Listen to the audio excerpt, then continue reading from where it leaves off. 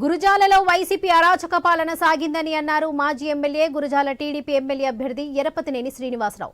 11 మంది టీడీపీ నాయకులు హత్యకు గురయ్యారని, మైనింగ్ గుంతలలో పడి 8 మంది చిన్నారులు మృతి చెందారని ఆవేదన వ్యక్తం చేశారు. సేవ్ డెమోక్రసీ పేరుతో టీడీపీ, జనసేన, బీజేపీ కలిసి ఎన్నికలకు వెళ్తున్నామని ఆయన తెలిపారు. రాష్ట్రంలోనే మొట్టమొదటిసారిగా గురజాల నియోజకవర్గ స్థాయిలో సూపర్ 6 మేనిఫెస్టో విడుదల చేశామని తెలిపారు. మరో వారం రోజుల్లో రైతుల కోసం, నియోజకవర్గం అభివృద్ధి కోసం ప్రత్యేక మేనిఫెస్టో విడుదల చేస్తానంటున్న ఎరపతినేని శ్రీనివాస్తో మా ప్రతినిధి సాంబశివరావు ఫేస్ టు ఫేస్.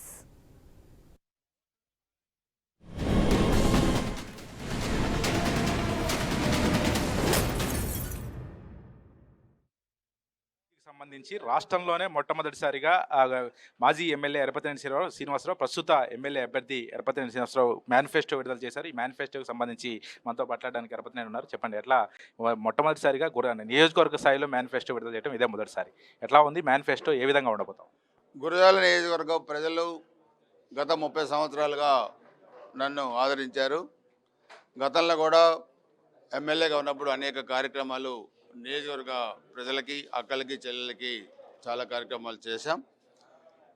ఇప్పుడు మా పార్టీ ఇచ్చిన సూపర్ 6 మేనిఫెస్టో పథకాలని ప్రజల్లోకి తీసుకెళ్లడంతో పాటుగా గురజాల నియోజకవర్గంలో కూడా మనం కూడా ఒక సూపర్ 6 మేనిఫెస్టోని కూడా ఈరోజు రిలీజ్ చేశాం. దానిలో మొదటిది గురజాల కేంద్రంగా పల్నాడు జిల్లా ఏర్పాటు కృషి. 2, చంద్రన్న ఇచ్చే 3 సిలిండర్లతో పాటు సంవత్సరానికి ఫ్రీగా, ఎరపతినేని శ్రీనన్న కూడా 1 సిలిండర్ 5 సంవత్సరాల్లో ఉచితంగా ఇవ్వబోతున్నాడు అక్కలకి, చెల్లెలకి. 3, యూత్ పాలసీ, మినీ సెజలు, స్మాల్ స్కేల్ ఇండస్ట్రీస్ పెట్టి దాదాపు 15,000 మంది నిరుద్యోగ యువకులకి ఉద్యోగ ఉపాధి అవకాశాలు కూడా కల్పించేదానికి కూడా ఒక ప్రణాళిక తీసుకొచ్చాం. 4, చంద్రన్న బీమా. ఈ చంద్రన్న బీమా గతంలో 5 లక్షలు ఉండేది. వైఎస్ జగన్మోహన్ రెడ్డి ముఖ్యమంత్రి అయిన తర్వాత ఈ పథకాన్ని తీసేశారు. పేద ప్రజల కోసం మరలా చంద్రన్న బీమా 10 లక్షల రూపాయలతో పెట్టబోతా ఉన్నారు. నియోజకవర్గంలో 1,50,000 మందికి ప్రీమియం చెల్లించి ఉచితంగా బాండ్లని 1,50,000 మందికి ఇచ్చే పథకాన్ని కూడా మనం ఈరోజు తీసుకొచ్చాం. ఇక 5, ముస్లిం సోదరులు ఎవరైతే నియోజకవర్గంలో ఉన్నారో వాళ్ళు హాజ్ యాత్ర వెళ్ళడానికి 1,00,000 రూపాయలు చేయూతను కూడా ఈరోజు మనం ఇచ్చాం. గతంలో 48 మందిని కూడా మనం హాజ్ యాత్రకు పంపించాం.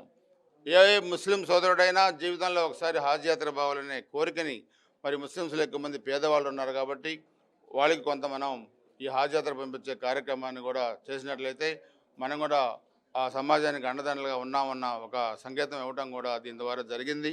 అదేవిధంగా క్రిస్టియన్ సోదరులు మరి యేసు ప్రభు మాలేసుకొని వెలాంగిని వెళ్ళడానికి కావాల్సిన ఉచిత బస్సు ప్రయాణాన్ని కూడా ఈరోజు చేయటం జరిగింది.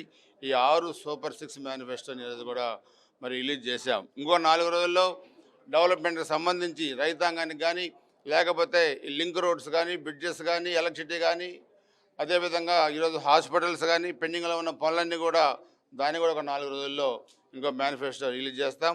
పూర్తి మేనిఫెస్టో ఏప్రిల్ 5-6 తారీఖుల్లో కూడా రిలీజ్ చేసి నియోజకవర్గంలో ఈ 5 సంవత్సరాల వైసీపీ అరాచక ప్రభుత్వాన్ని, కాసు మహేష్ రెడ్డి ఎమ్మెల్యేగా వచ్చిన తర్వాత హత్యా రాజకీయాలని ఈరోజు చాలా వరకు 11 మందిని చంపే ప్రయత్నం జరిగింది. 11 మంది చనిపోయారు. 8 మంది పిల్లలు అక్రమమైన గొంతులో పడి చనిపోయారు. భూములు ఆక్రమించుకున్నారు. ఒక అరాచకమైన పరిపాలన ఈ 5 సంవత్సరాల్లో కొనసాగింది.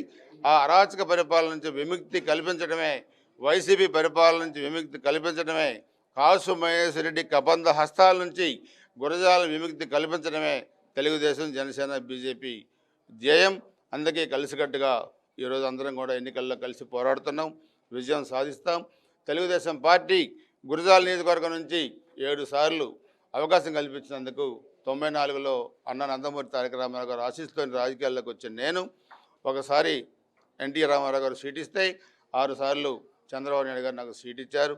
గురజాల నియోజకవర్గ ప్రజానీకానికి నేను కృతజ్ఞతలు కూడా తెలియజేసుకుంటూ, రాజకీయంగా ఈ స్థితికి రావడానికి, ఉన్నతమైన స్థితికి రావడానికి కారకులైన గురజాల నియోజకవర్గ ప్రజానీకానికి నేను ఎప్పుడు రుణపడి ఉంటాను. అందుకే వాళ్ళ కోసం ఈ కార్యక్రమాలను కూడా తీసుకొచ్చాం.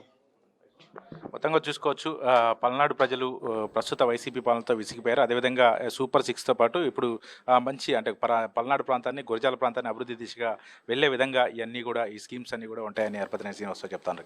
కెమెరా పర్సన్ మల్లికార్జున్తో సాంబశివరావు, ఐ న్యూస్, పల్నాడు జిల్లా.